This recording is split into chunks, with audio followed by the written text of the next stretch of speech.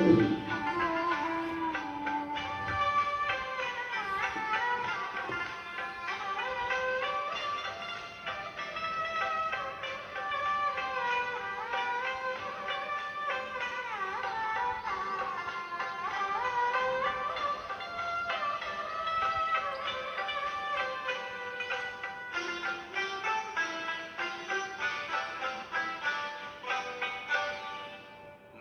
बाबा तुम्हारी याद बहुत आती है।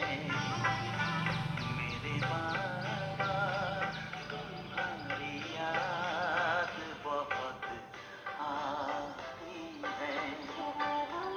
नैन में प्रेम के मोती भी साथ लाती है। मेरे बाबा तुम्हारी याद बहुत आती है।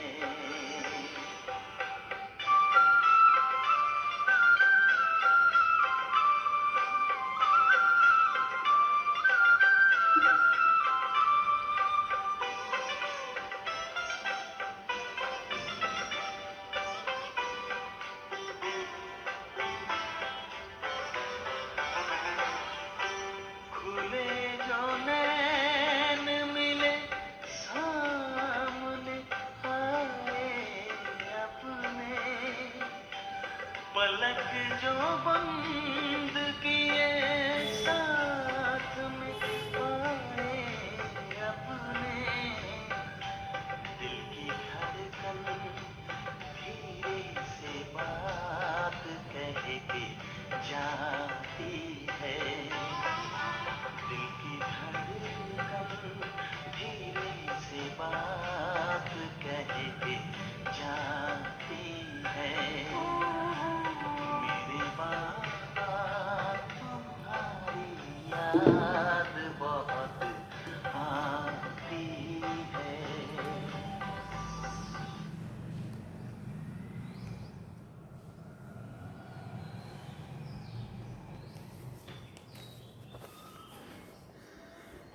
ओम शांति। बाबा गुड मॉर्निंग। आज बाबा के 12 जुलाई 2024 के महावाक्य हैं। बाबा ने सार में कहा, मीठे बच्चे, तुम्हें साहेबजादे सो शहजादे बनना है, इसलिए याद की यात्रा से अपने विकर्मों को भस्म करो। बाबा ने प्रश्न पूछा, किस एक विधि से तुम्हारे सब दुख दूर हो जाते हैं? तो बाबा ने उत्तर में कहा, जब तुम अपनी नज़र बाप की नज़र से मिलाते हो तो नज़र मिलने से तुम्हारे सब दुख दूर हो जाते हैं, क्योंकि अपने को आत्मा समझकर बाप को याद करने से सब का पाप कट जाते हैं। यही है तुम्हारी याद की यात्रा। तुम देह के सब धर्म छोड़ बाप को याद करते हो, जिससे आत्मा सतो प्रधान बन जाती है। तुम सुख धाम के मालिक बन जाते हो। ओम शांति। शिव भगवान उवाच, अपने को आत्मा समझकर बैठो। बाप फरमाते हैं, शिव भगवान उवाच माना ही शिव बाबा समझाते हैं, अपने बच्चों को आत्मा समझकर बैठो, क्योंकि तुम सब ब्रदर्स हो, एक बाप के ही बच्चे हो। एक ही बाप से वर्षा लेना है। हूबहू 5000 वर्ष पहले बाप से वर्षा लिया था। आदि सनातन देवी देवताओं की राजधानी में थे। बाप बैठ समझाते, तुम सूर्यवंशी अर्थात विश्व के मालिक कैसे बन सकते हैं। मुझ अपने बाप को याद करो, तुम सब आत्माएं भाई भाई हो।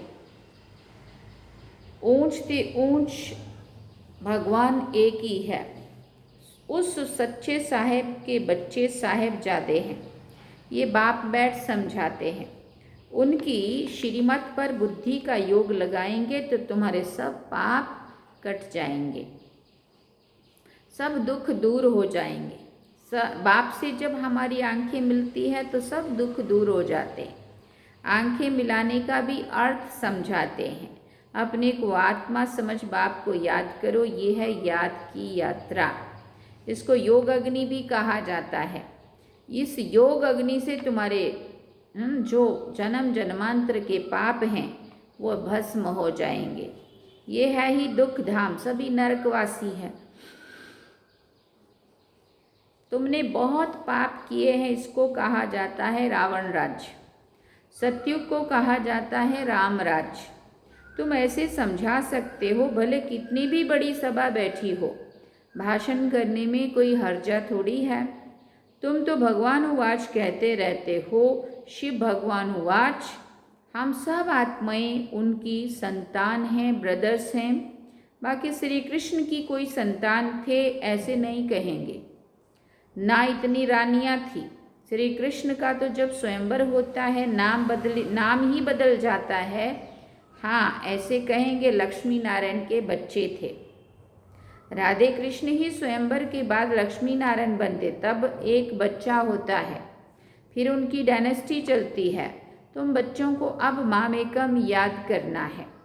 देह के सब धर्मों को छोड़ो, अब बाप को याद करो तो तुम्हारे पाप कट जाएंगे।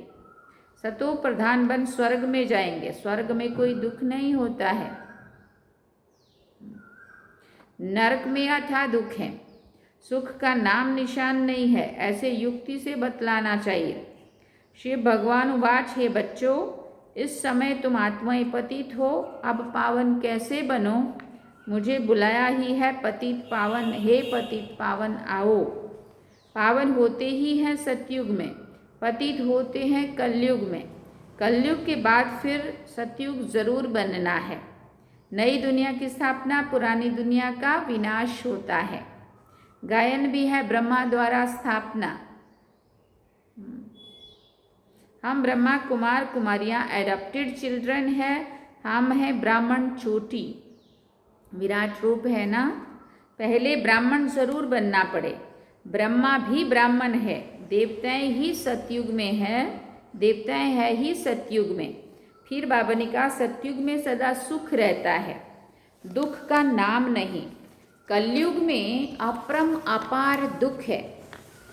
कल बाबा ने कहा था 108 दुखों की लिस्ट निकालो।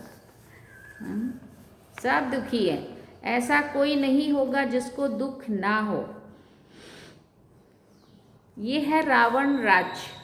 ये रावण भारत का नंबर 1 दुश्मन है। हर एक में 5 विकार हैं। सतयुग में कोई विकार होते नहीं है। ये है पवित्र गृहस्थ आश्रम। अभी तो दुख के पहाड़ गिरे हुए हैं और गिरने भी हैं। ये इतने बॉम्ब सदी बनाते रहते हैं, रखने के लिए थोड़ी है। बहुत रिफाइन कर रहे हैं, फिर रिहर्सल होगी, फिर फाइनल होगा, और रिहर्सल चल रही है अभी समय बहुत थोड़ा है। ड्रामा तो अपने समय पर पूरा होगा ना। पहले शिव बाबा का ज्ञान होना चाहिए। कुछ भी भाषण आदि शुरू करते हो तो हमेशा पहले कहना चाहिए शिवाय नमः, क्योंकि शिव बाबा की जो महिमा है वो और कोई की भी नहीं हो सकती। शिव जयंती ही हीरे तुल्य जयंती है। श्री कृष्ण के चरित्र आदि कुछ भी है नहीं। सतयुग में तो छोटे बच्चे भी सतो प्रधान ही होते हैं। बच्चों में कोई चंचलता आदि नहीं होती है। शरारत, मस्ती, तंग करना, दुख देना, वो सब नहीं होता वहाँ। श्री कृष्ण के लिए दिखाते, मक्खन खाते थे, ये करते थे, ये तो महिमा के बदले और ही ग्लानि करती। और वो भी चोरी कर करके मक्खन खाया, गोपियों के वस्त्र चुराए, कैसी चंचलता दिखाई है। ऐसी दुख देने वाली, तंग करने वाली चंचलता नहीं होती है वहाँ। कितना खुशी से आकर कहते हैं ईश्वर सर्वव्यापी है, तेरे में भी है, मेरे में भी है। ये बड़ी भारी ग्लानि है, परंतु तमो प्रधान मनुष्य इन बातों को समझ नहीं सकते हैं। तो पहले बाप का परिचय देना चाहिए। वो निराकार बाप है, जिनका नाम ही है कल्याणकारी शिव, सर्व का सद्गति दाता। वो निराकार बाप सुख का सागर, शांति का सागर है। अब इतना दुख क्यों हुआ है? क्योंकि रावण राज्य है। रावण है सबका दुश्मन, उसको मारते भी हैं परंतु मरता नहीं है। यहाँ कोई एक दुख नहीं, अपरम अपार दुख है। सतयुग में है अपरम अपार सुख। 5000 वर्ष पहले बेहद के बाप के बच्चे बने थे और फिर ये वर्षा बाप से लिया था।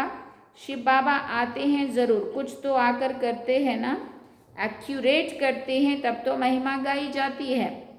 शिवरात्रि भी कहते हैं, फिर है श्री कृष्ण की रात्रि। अब शिवरात्रि और कृष्ण की रात्रि को भी समझना चाहिए। शिव तो आते ही हैं बेहद की रात में। श्री कृष्ण का जन्म अमृत वेले होता है, ना कि रात्रि को। अमृत वेले माना सतयुग की शुरुआत, ये संगम युग का अंत है ना। शिव की रात्रि मनाते, परंतु उनकी कोई तिथि तारीख नहीं है। श्री कृष्ण का जन्म होता है अमृत वेले। अमृत वेला सबसे शुभ मुहूर्त माना जाता है। हाँ, यही जो समय चल रहा है अभी। वो लोग श्री कृष्ण का जन्म 12 बजे मनाते हैं, परंतु वो तो प्रभात हुई नहीं है। प्रभात सवेरे 2-3 बजे को कहा जाता है, जबकि सिमरन भी कर सके, है ना। 12 बजे थोड़ी कोई उठ के पूजा पाठ करता है ना। पापा कहते हाँ, ऐसे थोड़ी 12 बजे विकार से उठकर कोई भगवान का नाम लेते होंगे, बिल्कुल नहीं। अमृत वेले 12 बजे को नहीं कहा जाता, उस समय तो मनुष्य पतित गंदे होते हैं, वायुमंडल ही सारा खराब होता है। 2:30 बजे थोड़ी कोई उठता है, 3-4 बजे का समय अमृत वेला है। हाँ, उस समय उठकर मनुष्य बहुत भक्ति करते हैं। ये टाइम तो मनुष्यों ने बनाए हैं, परंतु वो कोई समय है नहीं। तो तुम श्री कृष्ण की वेला निकाल सकते हो, शिव की वेला कुछ भी नहीं निकाल सकते। ये तो खुद ही आकर समझाते हैं। तो पहले पहले महिमा बतानी है शिव बाबा की। गीत पिछाड़ी में नहीं, पहले बजाना चाहिए। शिव बाबा सबसे मीठा बाबा है, उनसे बेहद का वर्षा मिलता है। आज से 5000 वर्ष पहले श्री कृष्ण सतयुग का प्रिंस था। सतयुग का पहला प्रिंस था। वहाँ अपरम अपार सुख थे। अभी भी स्वर्ग का गायन करते रहते। कोई मरता है तो कहेंगे स्वर्ग, फलाना स्वर्ग गया। अरे अभी तो नरक है, स्वर्ग हो तो पुनर्जन्म स्वर्ग में ले सके। समझाना चाहिए, हमारे पास तो इतने वर्षों का अनुभव है, वो सिर्फ 15 मिनट में तो नहीं समझा सकते ना, इसमें टाइम चाहिए। पहले पहले तो 1 सेकंड की बात सुनाते हैं। बेहद का बाप जो दुख हरता सुख करता है, उनका परिचय देते हैं। वो हम सब आत्माओं का बाप है। हम भी के सब शिव बाबा की श्रीमत पर चलते हैं। बाबा कहते हैं तुम सब भाई भाई हो, मैं तुम्हारा बाप हूँ। मैं 5000 वर्ष पहले भी आया था, तब तो शिव जयंती मनाते हैं। स्वर्ग में कुछ मनाया नहीं जाता, शिव जयंती होती है, जिसका फिर भक्ति मार्ग में यादगार मनाया जाता है। ये गीता एपिसोड चल रहा है। नई दुनिया की स्थापना ब्रह्मा द्वारा, पुरानी दुनिया का विनाश शंकर द्वारा। अब इस पुरानी दुनिया का वायुमंडल तो तुम देख रहे हो।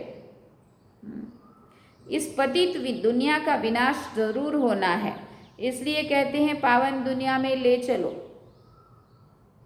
अथाह दुख है, लड़ाई, मौत, विधवापन, जीवघात करना, ये सारे दुख है, दुखों की लिस्ट है। सतयुग में तो अपार सुखों का राज्य था। ये है एम ऑब्जेक्ट का चित्र, तो ज़रूर वहाँ ले जाना चाहिए। ये लक्ष्मी नारायण विश्व के मालिक थे। 5000 वर्ष की बात सुनाते हैं। इन्होंने कैसे ये जन्म पाया, कौन से कर्म किए जो ये बने। कर्म अकर्म विकर्म की गति भी बाप ही समझाते हैं। सतयुग में कर्म अकर्म हो जाते हैं। यहाँ तो रावण राज्य होने के कारण कर्म विकर्म बन जाते हैं, इसलिए इसको पाप आत्माओं की दुनिया कहा जाता है। लेन देन भी पाप आत्माओं से ही होता है। पेट में ही बच्चा होता है तो सगाई कर देते हैं। कितनी क्रिमिनल दृष्टि है। अब जिसकी सगाई करें उसको कुछ पता ही नहीं बेचारे को। ये है ही क्रिमिनलाइज्ड। सतयुग को कहा जाता है सिविलाइज्ड। ये आंखें बहुत पाप करती है, कोई वहाँ कोई पाप नहीं करते। सतयुग से लेकर कलयुग अंत तक हिस्ट्री ज्योग्राफी रिपीट होती है। ये तो जानना चाहिए ना, दुख धाम सुख धाम क्यों कहा जाता है। सारा मदार है पतित और पावन होने पर। इसलिए बाबा कहते हैं काम महाशत्रु है, इसको जीतने से तुम जगत जीत बनेंगे। आधा कल्प पवित्र दुनिया थी जिसमें श्रेष्ठ देवता थे, अब तो भ्रष्टाचारी है। एक तरफ कहते भी हैं ये भ्रष्टाचारी दुनिया है और फिर सबको श्री श्री कहते रहते, जो आता है वो बोल देते, ये भी सब समझना है। अब तो मौत सामने खड़ा है। बाबा कहते मामेकम याद करो तो पाप कट जाएंगे, तुम सतो प्रधान बन जाएंगे, सुख धाम के मालिक बनेंगे। अभी तो है ही दुख। कितना भी वो लोग कॉन्फ्रेंस करें, संगठन करें, परंतु इनसे कुछ होना नहीं है, सीढ़ी नीचे ही उतरते जाते हैं। बाप अपना कार्य अपने बच्चों द्वारा कर रहे हैं। तुमने पुकारा है पतित पावन आओ, तो मैं अपने समय पर आया हुआ हूँ। यदा यदा ही धर्मस्य ग्लानिर्भवति भारतः, इसका भी अर्थ नहीं जानते हैं, बुलाते हैं ज़रूर खुद पतित हैं। बाबा कहते हैं रावण ने तुमको कितना पतित बनाया है, अब मैं तुमको पावन बनाने आया हूँ। वो पावन दुनिया थी, अब पतित बनी है। 5 विकार सब में है, अपरम अपार दुख है, सब तरफ अशांति ही अशांति है। जब तुम बिल्कुल तमो प्रधान पाप आत्मा बन जाते हैं तब तो मैं आता हूँ। जो मुझे सर्वव्यापी कहकर मेरा अपकार करते हैं, ऐसे ऐसे का मैं भी उपकार करने आता हूँ। मुझे तुम निमंत्रण देते हो, क्या कहते हो, इस पतित रावण की दुनिया में आओ, पतित शरीर में आओ। मुझे भी रथ तो चाहिए ना, रथ पावन रथ तो चाहिए नहीं। रावण राज्य में है ही पतित, पावन कोई है ही नहीं, सब विकार से पैदा होते। ये विशेष वर्ड है, ये है वॉइसलेस वर्ड। अब तुम तमो प्रधान से सतो प्रधान कैसे बनेंगे? पतित पावन तो मैं ही हूँ, मेरे साथ योग लगाओ। भारत का प्राचीन राजयोग ये है, आएंगे भी जरूर गृहस्थ धर्म में। कैसे वंडरफुल रीति से आते हैं, ये पिता भी है और माँ भी, पिता भी है तो माँ भी है, क्योंकि गौमुख चाहिए जिससे अमृत निकले। तो ये माता पिता है। फिर माताओं को संभालने के लिए सरस्वती को हेड रखा है, उनको कहा जाता है जगत अम्बा। फिर कहा काली माता कहते हैं, है ना, क्या कहते हैं, काली माता कहते हैं। ऐसे काले कोई शरीर होते हैं क्या, और वो भी ऐसी जीव निकली हुई। एक तरफ से हम ओम शांति वाले, और फिर ऐसे थोड़ी होता है कोई जीव निकाले माँ। बाबा ने कहा क्योंकि काम चिता पर चढ़कर काले बन गए हैं, श्री कृष्ण को भी काला कर दिया है। श्री कृष्ण ही सांवरा फिर गोरा बनता है। इन सब बातों को समझने के लिए भी टाइम चाहिए। कोटों में कोई में भी कोई की बुद्धि में बैठता होगा, क्योंकि सभी में 5 विकार प्रवेश हैं।